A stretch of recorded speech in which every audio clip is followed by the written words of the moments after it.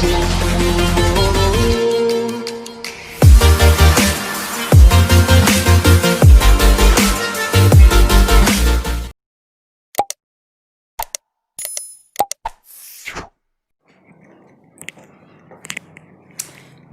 सूर्य नगरी Uniqlo classes के YouTube channel पे मैं आपका हार्दिक स्वागत और अभिनंदन करती हूँ। मैं उर्मिला राठी।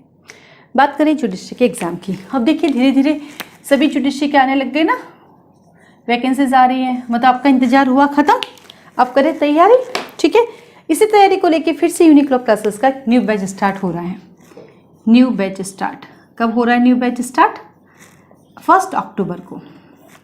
1 अक्टूबर को हमारे मॉर्निंग में हो रहा है 9:30 से लेकर 10:30 और 8:30 से लेकर 10:30। ठीक है, ये बैच हमारा स्टार्ट हो रहा है मॉर्निंग में। और इवनिंग में भी हमारा एक बैच स्टार्ट हो रहा है जो हो रहा है हमारा 6:30 से। ठीक है, अब यहाँ पर एक हमने अच्छी चीज़ की, हम सब्जेक्ट वाइज भी देते हैं, तो 2 सब्जेक्ट भी स्टार्ट हो रहा है। यहाँ पर भी आप एक सब्जेक्ट वाइज ले सकते हैं, हम सब्जेक्ट भी दे रहे हैं। स्पेशली सीपीसी स्टार्ट हो रही है। क्या स्टार्ट हो रही है? सीपीसी स्टार्ट हो रही है, तब ले सकते हैं। नए बैच की जो अच्छी कहानी बताती हूँ मैं आपको। हमारे यहाँ पे जो नए बैच है वो स्टार्ट होते रहते हैं, हर 1 तारीख को मॉर्निंग में और हर 15 तारीख को इवनिंग में। ऐसा क्यों? क्योंकि हर बच्चा एक समय में एक जगह पहुँचे जरूरी नहीं है। और सबसे अच्छी बात क्या है, जिस दिन आप ज्वाइन करेंगे उसी दिन से आपका कोर्स स्टार्ट होगा। पहली बात, जिस दिन ज्वाइन करेंगे उसी दिन से कोर्स स्टार्ट होगा। सेकंड बात, हम जो पढ़ाते हैं, जैसे आप यूट्यूब पे देखते हैं, मैम पूरा कहानी सुनाती हैं, कहानी के बाद उसका जिस्ट बताती हैं, और जिस्ट के बाद उसके कंसेप्ट बताती हैं, और कंसेप्ट के बाद डायरेक्ट भी बताती हैं। इसके साथ साथ ही जिस स्टेट पे जो नई चीज़ें आई हुई हैं वो भी उसमें ऐड करते जाते हैं। उसके बाद भी जब कोई टॉपिक आता है उस पर डिस्कशन भी करते हैं, ताकि कोई नई चीज़ निकल के तो सबको उसके बारे में पता चल जाए। इसका मतलब 2 वे कम्युनिकेशन, क्योंकि इतना सारा डिस्कशन, इतनी सारी चीज़ें पॉसिबल है जब ऑफलाइन क्लास हो।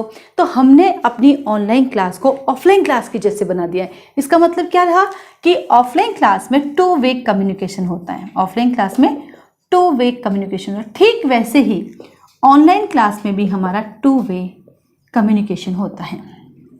ठीक है, यानी ये जो ऐप है जिसपे हम पढ़ाते हैं, इस ऐप की सबसे अच्छी क्वालिटी क्या है? आप मुझे देख सकते हैं, मैं आपको देख सकती हूँ, आप मुझसे बात कर सकते हैं, मैं आपसे बात कर सकती हूँ।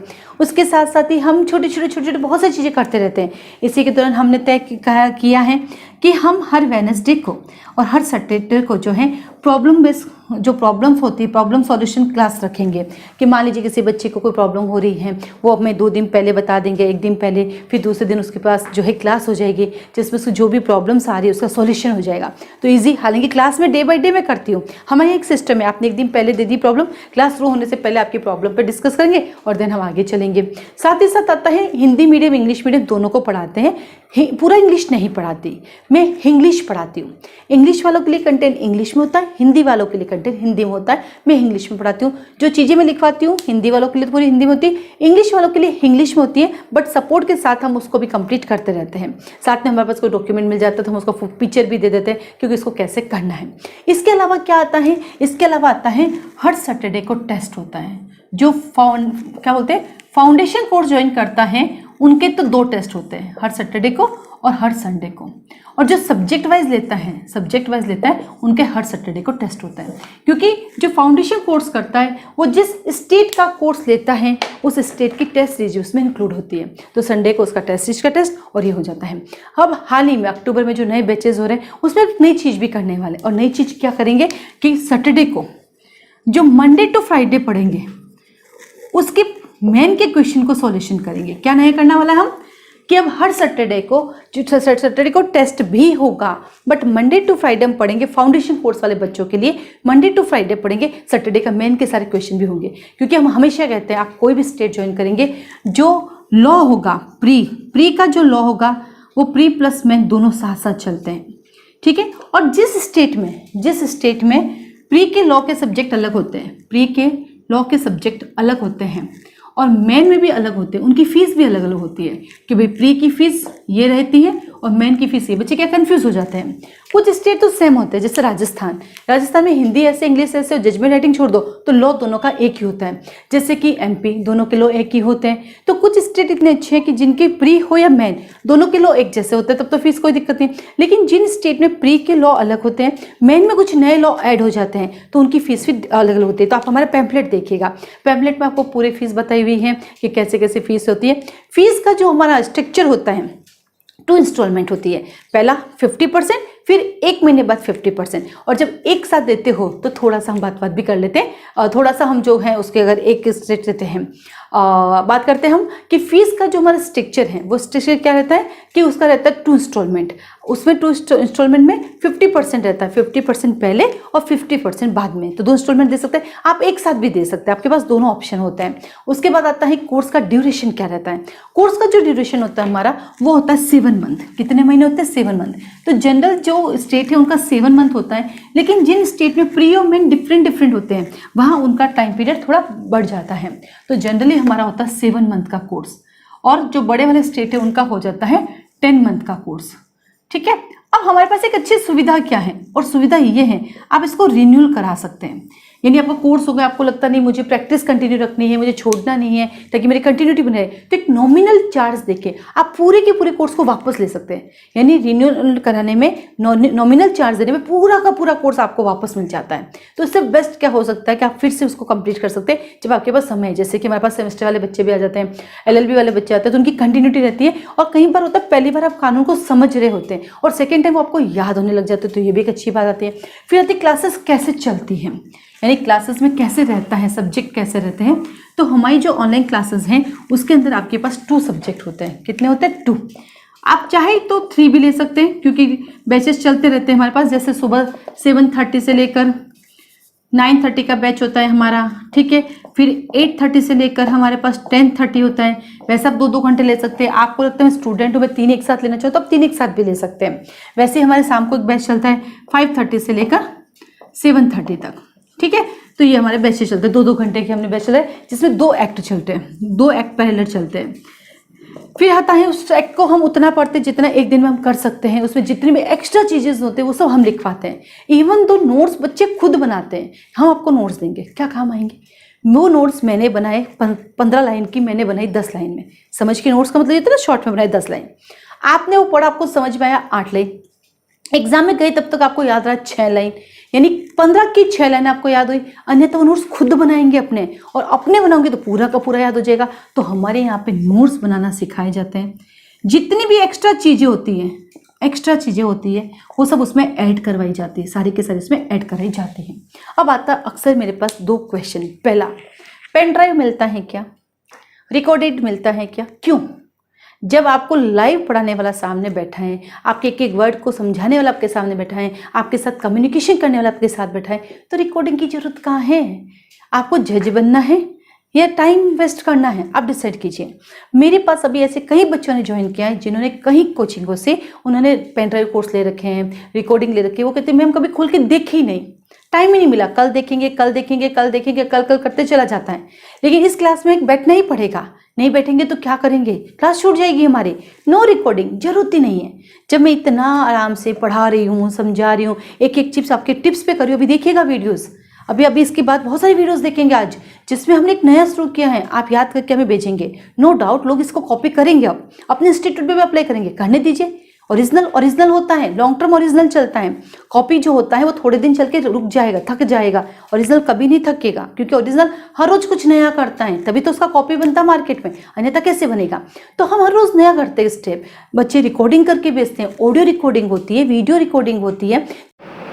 IPC Indian Penal Code 1860, Asset 6 October 1860, Enforcement 1st January 1862, total number of chapter 23 and total number of section 511, Act number 45, division of chapter number 17 related to offence relating to property, 378 to 382, theft 383 to 389, extortion 390 to 402, robbery and dacoity 403 and 404, criminal misappropriation of property 405 to 409, criminal breach of trust 410 to 414, receiving stolen property 415 to 420, cheating 421 to 424, fraudulent deed 425 to 440, mischief 441 to 462, criminal trespass.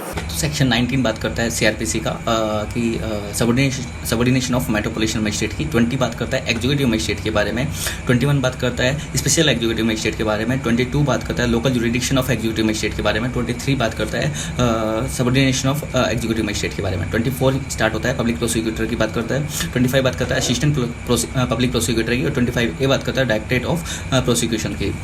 यहाँ पे chapter 2 भी complete हो जाता है। Chapter 3 start होता है यहाँ से, जो बात करता है आपका चैप्टर 3 बात करता है आपका पावर ऑफ कोर्ट्स की 26 से लेकर 35 तक। तो 26 बात करता है courts under which offences are tribal.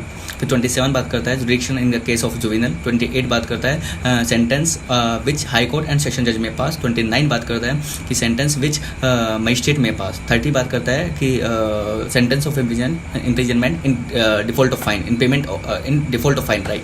31 बात करता है कि जब एक से ज़्यादा ऑफेंस हो तो और एक ही ट्रायल की जा रही हो तो कैसे उसको पनिशमेंट किया जाता है। 32 बात करता है आपका कि conferring mode of conferring powers. 43 बात करता है पावर ऑफ ऑफिसर्स अपॉइंटेड। 34 बात करता है विड्रॉन ऑफ पावर्स। और 35 बात करता है कि जो जज हैं और जो मजिस्ट्रेट हैं उनके जो ऑफिस होगा उनकी सक्सेसर मतलब उनकी जो पावर्स को यूज़ कौन करेगा, सक्सेसर इन ऑफिस कैसे उसको यूज़ कर पाएगा। मतलब जो भी उनका जैसे ही सीट वैकेंट होगी तो जो नया ऑफिसर आएगा, नया जो मजिस्ट्रेट आएगा वो उसकी पावर्स को यूज़ कर पाएगा। 35 बात करता है। 36 से नया चैप्टर स्टार्ट हो गया, चैप्टर 4 जो बात करता है aid to the magistrate and the police officer. तो 36 बात करता है power of superior officer of police की।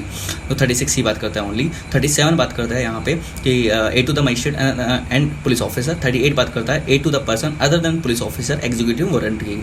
39 बात करता है यहाँ पे कि public to give certain information to the police, ठीक है। 40 बात करता है कि officer employed in village, duty of officer employed in the village, मतलब जो विलेज में अपॉइंटेड है वहाँ पे अगर कोई ठग है, लुटेरा है, चोरी है, वहाँ पे अननेचुरल। चैप्टर 11 साक्ष्य के अनुचित ग्रहण और अग्रहण के विषय में। सेक्शन 167 साक्ष्य के अनुचित ग्रहण और अग्रहण के विषय में नवीन विचारण नहीं होगा।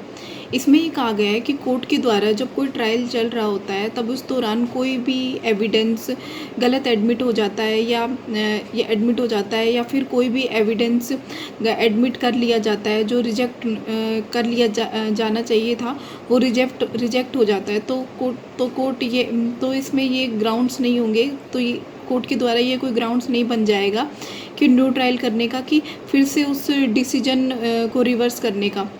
अर्थात सही तरीके से कि किसी भी एविडेंस का एडमिशन करना और रिजेक्ट करना कोई न्यू ट्रायल करने का कोई आधार नहीं बन जाएगा। इसमें ये कह सकते हैं कि अगर इनजस्टिस मिला है तो आप ये नहीं कह सकते कि उसमें फिर से दोबारा से न्यू ट्रायल स्टार्ट की जाएगी। ये सिविल और क्रिमिनल दोनों पर अप्लाई होता है। अगर इसमें कोई बात एविडेंस में कोई बात छूट गई है तो उस पर डिसीजन पर उसका कोई प्रभाव नहीं पड़ेगा। सीआरपीसी के सेक्शन 465 के तहत भी ये बताया गया है कि अगर किसी बात में कोई मिसडायरेक्शन मिला है, किसी बात में कोई मिसडायरेक्शन हुआ है तो उस केस के दोबारा से उस केस को नहीं सुना जाएगा। अर्थात अगर उसमें जब तक कि उसमें इनजस्टिस फेलियर ऑफ इंजस्टिस नहीं होता तो उसको चेंज नहीं किया जाएगा। इसमें केस ईपी रियप्पा वर्सेस रियप्पा का केस है। The code of criminal procedure 1973। Section 1 संक्षिप्त नाम विस्तार और प्रारंभ। सेक्शन 2 परिभाषाएं। 2A में जमानती अपराध, 2B में आरोप, 2C में संज्ञेय अपराध, 2D में परिवाद, 2E में हाईकोर्ट, F में भारत, G में जांच, H में अन्वेषण, I में न्यायिक कार्यवाही, जे में स्थानीय अधिकारिता, के में महानगर क्षेत्र, एल में असंज्ञेय अपराध, एम में अधिसूचना, एन में अपराध, ओ में पुलिस थाने का बारसाधक अधिकारी, ओ पी में स्थान, क्यू में प्लीडर, आर में पुलिस रिपोर्ट, एस में पुलिस स्टेशन, टी में विहित, एस टी यू में लोक अभियोजक, वी में उपखंड, वी डब्ल्यू में है समन मामला, एक्स में है डब्ल्यू ए में पीड़ित, एक्स में वारंट मामला। वाई में वर्ड एंड एक्सप्रेशन। सेक्शन 3 निर्देशों का अर्थ लगाना। सेक्शन 4 भारतीय दंड संहिता अन्य विधियों के अधीन अपराधों का विचारण। सेक्शन 5 व्यावर्ती। सेक्शन 6 दंड न्यायालय के वर्ग। सेक्शन 7 प्रादेशिकरण। सेक्शन 8 महानगर क्षेत्र। सेक्शन 9 सेशन न्यायालय। सेक्शन 10 सहायक सेशन न्यायाधीशों का अधीनस्थ होना। सेक्शन 11 न्यायिक मजिस्ट्रेट के न्यायालय। सेक्शन 12 मुख्य न्यायिक मजिस्ट्रेट और अपर मुख्य न्यायिक मजिस्ट्रेट। सेक्शन 13 विशेष न्यायिक मजिस्ट्रेट। सेक्शन 14 न्यायिक मजिस्ट्रेटों की स्थानीय अधिकारिता। सेक्शन 15 न्यायिक मजिस्ट्रेटों का अधीनस्थ होना। सेक्शन 16 महानगर मजिस्ट्रेट के न्यायालय। सेक्शन 17 मुख्य महानगर मजिस्ट्रेट अपर मुख्य महानगर मजिस्ट्रेट। सेक्शन 18 विशेष महानगर मजिस्ट्रेट। सेक्शन 19 महानगर मजिस्ट्रेटों का अधीनस्थ होना। सेक्शन 20 कार्यपालक मजिस्ट्रेट। सेक्शन 21 विशेष कार्यपालक मजिस्ट्रेट। सेक्शन 22 कार्यपालक मजिस्ट्रेटों की स्थानीय अधिकारिता। सेक्शन 23 कार्यपालक मजिस्ट्रेटों का अधीनस्थ होना। सेक्शन 24 लोक अभियोजक। सेक्शन 25 सहायक लोक अभियोजक। 25A अभियोजन निदेशालय। 26 न्यायालय जिनके द्वारा अपराध विचारणीय। 27 किशोरों के मामलों में अधिकारिता। 28 दंडादेश जो हाईकोर्ट और कोर्ट ऑफ सेशन दे सकेंगे। 29 दंडादेश जो मैजिस्ट्रेट दे सकेंगे। 30 जुर्माना देने में व्यतिक्रम होने पर कारावास। 31 एक ही विचारण में कई अपराधों में सिद्ध दोष होने के मामलों में दंडादेश। 32 शक्तियां प्रदान करने का ढंग। 33 नियुक्त अधिकारियों की शक्तियां। 34 शक्तियों को वापस करना। 35 न्यायाधीश और मजिस्ट्रेट की शक्तियों का उनके पद उत्तरवर्तियों द्वारा प्रयोग किया जा सकना। 36 वरिष्ठ पुलिस अधिकारियों की शक्तियां। 37 जनता कब पुलिस और मजिस्ट्रेट की सहायता कर सकेगी। 38 पुलिस अधिकारी से भिन्न व्यक्ति को सहायता जो वारंट का निष्पादन कर रहा है। 39 कुछ अपराधों की इत्तला का जनता द्वारा दिया जाना। 40 ग्राम के मामलों के संबंध में नियोजित अधिकारियों की कतिपय रिपोर्ट करने का कर्तव्य है। 41 नाम पुलिस वारंट के बिना कब गिरफ्तार कर सकेगी। 42 नाम व पता बताने से इनकार करने पर गिरफ्तारी। 43 प्राइवेट व्यक्ति द्वारा गिरफ्तारी। 44 मजिस्ट्रेट द्वारा गिरफ्तारी। 45 सशस्त्र बल के सदस्यों का गिरफ्तारी से संरक्षण। 46 गिरफ्तारी कैसे की जाएगी। 47 उस स्थान की तलाशी जहाँ पर ऐसा व्यक्ति प्रविष्ट है जिसकी गिरफ्तारी की जानी है। 48 अन्य अधिकारिताओं में अपराधी का पीछा करना। 49 अनावश्यक अवरोध न करना। 50 गिरफ्तार किए गए व्यक्ति को गिरफ्तारी के आधार और जमानत के अधिकारों के बारे में इत्तला का दिया जाना। भारतीय साक्ष्य अधिनियम 1872 का चैप्टर नंबर 10 जो साक्ष्यों की परीक्षा के विषय में है, जिसमें सेक्शन 135 से 166 तक बताए गए हैं। सेक्शन 135 कहता है साक्ष्यों के पेशकरण और उनका क्रम क्या होगा। तो सिविल और दंड प्रक्रिया से तत्समय संबंधित विधि द्वारा विनियमित किया जाएगा और ऐसी विधि के अभाव में यह न्यायालय के विवेक द्वारा विनियमित किया जाएगा। सेक्शन 136 कहता है कि न्यायाधीश साक्ष्य की ग्राह्यता के बारे में निश्चय करेगा। इसे हम 3 भागों में पढ़ेंगे। पहला भाग कहता है कि किसी भी सुसंगत तथ्य को न्यायालय ग्राह्य करेगा। दूसरा कहता है कि जब किसी एक तथ्य की ग्राह्यता किसी अन्य तथ्य को साबित करने पर निर्भर करती है तो न्यायालय पहले उस तथ्य को साबित करने के लिए कह सकेगा। तीसरा भाग कहता है कि जहाँ एक तथ्य की सुसंगति किसी अन्य तथ्य की सुसंगति पर निर्भर है तो वहाँ ये न्यायालय का विवेकाधिकार होगा कि वह दोनों में से कौन से तथ्य को पहले साबित करने के लिए कहे। इसमें 4 दृष्टांत दिए गए हैं। पहला कहता है मृत्युकालीन कथन के बारे में। जब किसी व्यक्ति को किसी मृत्युकालीन कथन को साबित करना है तो न्यायालय पहले उससे उस व्यक्ति की मृत्यु साबित करने के लिए कह सकेगा। दृष्टांत 2 कहता है जहाँ किसी व्यक्ति को द्वितीयक साक्ष्य पेश करना है दस्तावेज खो जाने की वजह से, मूल दस्तावेज खो जाने की वजह से, तो वहाँ न्यायालय पहले उससे मूल दस्तावेज का खो जाना साबित करने के लिए कह सकेगा। दृष्टांत 3 कहता है किसी व्यक्ति पर अभियोजित किया गया है कि उसने चुराई हुई संपत्ति प्राप्त की है, लेकिन वह उसके कब्जे से प्रत्याख्यान करता है। तब उस चुराई संपत्ति की वो अपना इम्प्रूव कर सके, दिन भर अपना फोकस कर सके। बच्चे नोट्स बना के पीडीएफ भेजते हैं, जहाँ कमियां लगती है महात्मा तो उसको कहते हैं बेटा इसमें ये चेंज कीजिए, बेटा भी रह गया। अब आपका एक सवाल आता है कि मैम उस दिन छूट गया तो उस दिन हमारा क्या होगा। बिल्कुल सही, क्योंकि रिकॉर्डिंग तो होगी नहीं, लेकिन सर्कमस्टेंसेस इंसान के कंट्रोल में नहीं होते, कभी भी कैसे भी सर्कमस्टेंसेस आ सकते हैं जिंदगी में। उस दिन के लिए हमने सॉल्यूशन रखा है और वो ये है उस दिन के लिए आपको नोट्स मिल जाएंगे कि उस दिन आप नहीं आए आपको आपके नोट्स मिल जाएंगे कि ये दिन हमने पढ़ाया था।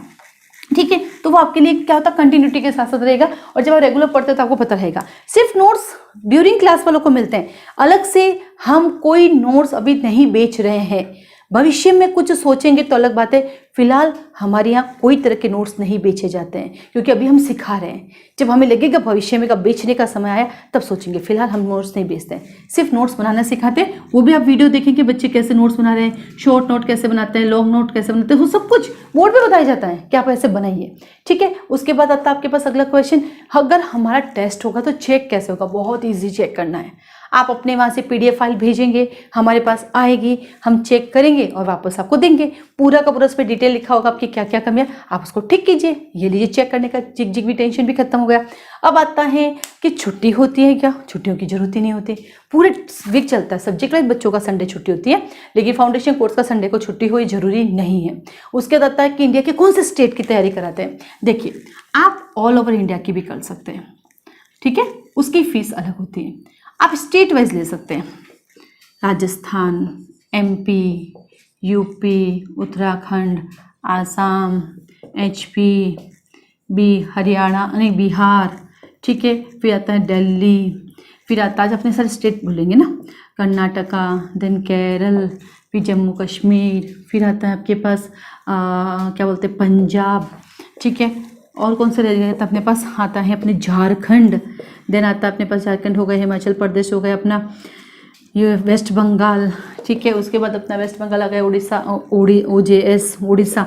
यानी मैं हर स्टेट की प्रिपरेशन कराती हूँ, हाँ जी, हर स्टेट के लॉ पढ़ाती हूँ, हाँ जी, मैं ही पढ़ाती हूँ, हाँ मैं ही पढ़ाती हूँ, सारे लॉ मैं ही पढ़ाती हूँ और सारे लोग को इक्वल पढ़ाती हूँ। छत्तीसगढ़ तो रह गया हमारा, छत्तीसगढ़, तो उसमें क्या होता है कि जो कॉमन सब्जेक्ट साथ साथ चलते हैं, बाकी की एक्स्ट्रा क्लासेस लगती रहती हैं। इसलिए हमने एट द टाइम सारे क्रैश कोर्स बंद कर दिए, क्योंकि हमें लगता है क्रैश कोर्स हम पूरा नहीं पढ़ाते, क्योंकि हमें लगता है कि नहीं यार पैसे कम लिए हैं तो पूरा नहीं पढ़ाएंगे, लेकिन फाउंडेशन पूरा पढ़ाते हैं, तो हमने क्रैश बंद ही कर दिया। क्योंकि हमें एक चीज़ समझ में आई है, शॉर्टकट कभी नहीं होता, सफलता का राज शॉर्टकट हो ही नहीं सकता। और ये पता करने के लिए आप यूट्यूब पे जाइए, जो भी बच्चे सेलेक्ट हुए हैं हर बच्चा एक ही कहेगा, जिंदगी में शॉर्टकट नहीं होता।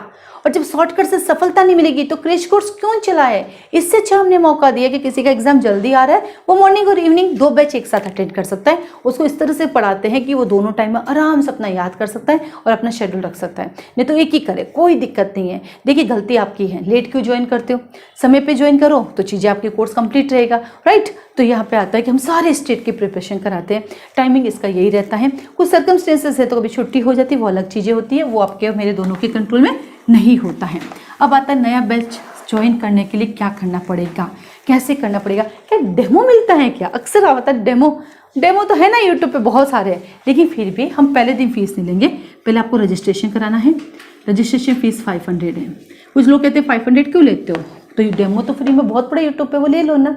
ये रजिस्ट्रेशन फीस होगी। आपको क्लास में 3 डेज देखना है कि आपको कनेक्टिविटी समझ में आ रही है, क्योंकि यहाँ पे इंटरनेट कनेक्टिविटी जरूरी है। एक अच्छी इंटरनेट कनेक्टिविटी होनी चाहिए, तभी 2 वे कम्युनिकेशन का बेनिफिट उठा पाएंगे, नहीं नहीं, ठीक है। देन आपको लगा हाँ मुझे ज्वाइन करना है, फिर आपको फीस सबमिट करनी है। उसके बाद आपकी स्टडी स्टार्ट हो जाती है। डेली क्लासेस में आधा घंटे पहले क्लास ओपन हो जाती है, जिस पे डिस्कशन होता है, रिवीजन होता है, जो कुछ पहले पढ़ता है वो सबको सब रिवाइज किया जाता है। एक एक बच्चे से पूछा जाता है, एक एक बच्चे का टर्न आता है। ऐसा नहीं बच्चे इग्नोर होते, नहीं, उल्टा बच्चे इग्नोर कर देते हैं। मैं याद रखती तूने 3 दिन से कुछ नहीं बताया, बेटा तुम कहाँ हो, इतने दिन से क्यों नहीं बता रहे हो। तो बच्चे उसको मैम उसको डांट के बच्चों को करवा लेती है। तो ये पूरा ऐसा कि एकदम हेल्दी सा क्लास चलता है, पढ़ने में बड़ा मजा आता है। पूरा दिन आपको लगता है कि यस, आपको फील होता है फाइनली मैं लॉ पढ़ने लगी हूँ। आपको लगता है कि यस अब मैं प्रिपरेशन करी हूँ। इवन तो खुद के मन में कॉन्फिडेंट आता है कि मैं कर सकती हूँ और मैं करके दिखाऊंगी। ये सब रीज़न क्या है, यहाँ पर 2 वे कम्युनिकेशन के साथ 2 वे हार्ड वर्किंग है।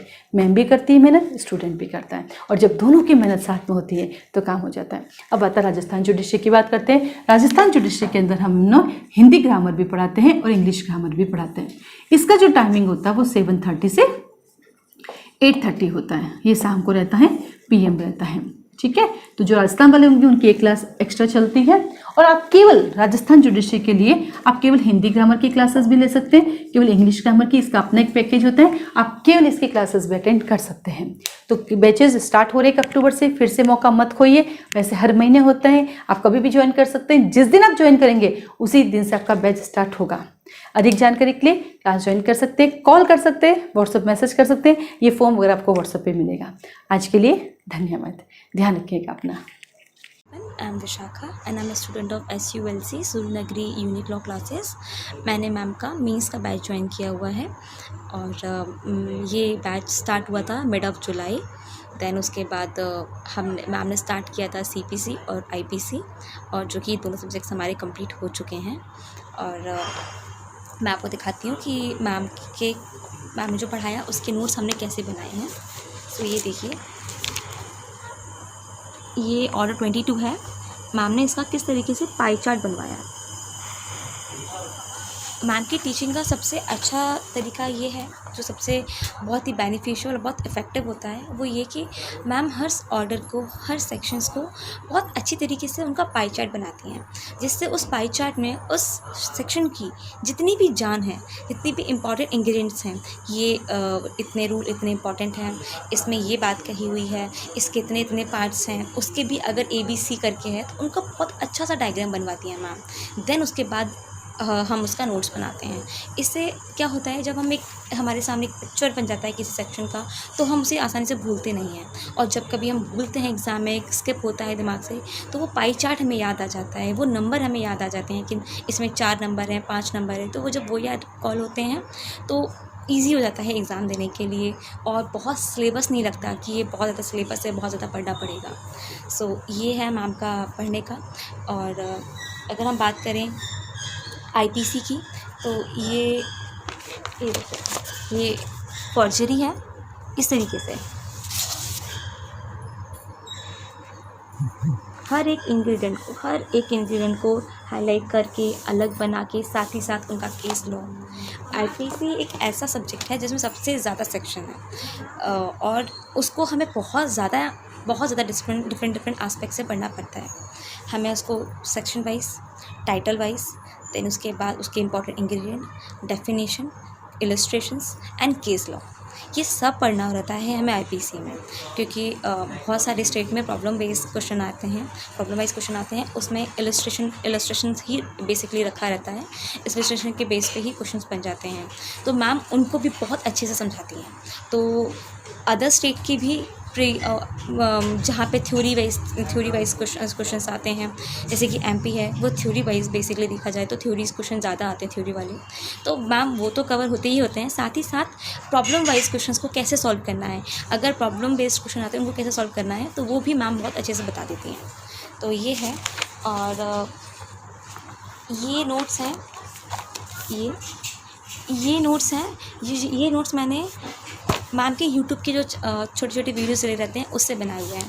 ये तो मैं इसके लिए बोलूँगी ये मैजिक है, क्योंकि ये इतना क्विक रिवीजन करने के लिए इतना बेनिफिशियल है, इतना इफेक्टिव है कि अगर एग्ज़ाम से पहले अगर हमें रिवीजन देना है तो हम इसको आराम से पढ़ सकते हैं। और इसमें सारी बातें लिखी हुई हैं, इंपॉर्टेंट केस लॉ, इनका कोरोबरेशंस, और कैसे कैसे मैम कोरिलेट करती हैं और अदर बातें बताती हैं। वो बहुत ज़्यादा, मतलब वो हमें नॉर्मली पढ़ने को नहीं मिलता है, बुक में नहीं मिलता है। तो मैम उन बातों को भी बहुत अच्छे से बताती हैं इसमें क्लासेस में। सो ये है। दैन उसके बाद जब हमारा एक मैम ने रूटीन बनाया हुआ है कि 2 दिन क्लास लगेगी, तो उसके बाद आपका टेस्ट होगा। 2 दिन पहले हमने पढ़ा है उसका टेस्ट हाल के साल ही मैम लेती रहती हैं। वो टेस्ट हमारे चेक होते हैं, बाकायदा मार्क्स भी दिए जाते हैं, और आपने उसमें क्या एक्स्ट्रा लिखा है, क्या कम लिखा हुआ है, कहाँ सेक्शंस गड़बड़ हैं, हर एक बात को मैम उसमें मेंशन करके तब हमें रिपोर्ट देती हैं। उससे हमें समझ में आता है कि हमने क्या एक्स्ट्रा लिखा है और क्या ख़राब लिखा है और क्या हमारा अच्छा है। सो ये मैम का बहुत अच्छा शेड्यूल बना हुआ है सबको याद कराने का। और कोई सेक्शंस ऐसे होते हैं, कोई ऑर्डर ऐसे होते हैं जिसे मैम क्लास में ही याद करा देती हैं। जैसे कि पब्लिक सर्वेंट है, जो कि मैम ने जिस तरीके से हमें याद कराया। डिफॉर्मेशन है, उसके 5 एक्सेप्शंस होते हैं, तो वो मैम ने हल्के साल ही हमें वहीं याद करा दिया, और उसके शॉर्ट पॉइंट बना के हल्के वहीं याद कराया। तो उससे हमें अच्छा लगता है कि नेक्स्ट डे छोटे छोटे होमवर्क देती हैं मैम कि इनके बीच में डिफरेंस लेके आओ। फिर हम अपनी बातें मैम के सामने रखते हैं और उनसे अपना करेक्ट करवाते हैं। तो वो चीज़ें थोड़ा सा हमारी क्लास को बहुत ज़्यादा मोटिवेटेड बनाए रखे रहती है। तो बोरिंग क्लास नहीं है मैम की बिल्कुल भी। सो ये सारी बातें हैं। और मैम की क्लास में एक बात बहुत अच्छी है, मैम पहले सेक्शंस को जब पढ़ाती हैं, सेक्शन ऑर्डर जो भी है उसका एक स्ट्रक्चर बनाती हैं बहुत अच्छी तरीके से कि वो है क्या, वो क्यों बनाया गया, उसका क्या इम्पोर्टेंट है, उसका काम क्या है लॉ में। मैम पूरा एक रूपरेखा बनाती हैं, कभी कभी स्टोरी से भी कनेक्ट कर देती हैं। सो मैम वो कराती हैं, 10 के बाद वो रीड करती हैं, खुद ही पढ़ेंगी, फिर हमसे पढ़वाती हैं। हम स्टूडेंट से, किसी भी रैंडम स्टूडेंट से, उनको इंग्लिश मीडियम स्टूडेंट को इंग्लिश से, हिंदी मीडियम वाले स्टूडेंट हिंदी से, ये इससे हम हिंदी भी सुन रहे हैं और इंग्लिश भी सुन रहे हैं। इंग्लिश मीडियम वाला बच्चा हिंदी भी जान रहा है, हिंदी मीडियम वाला बच्चा इंग्लिश भी जान रहा है। ये चीज़ बहुत अच्छी हो जाती है और दोनों ही लैंग्वेज में हम लॉ पढ़ लेते हैं एक ही टाइम पे। तो ये मैम को पढ़ाने का तरीका है। और बाकी मैं तो बहुत खुश, आई एम जस्ट लकी कि मुझे मैम को ज्वाइन किया हुआ है। So thank you so much ma'am.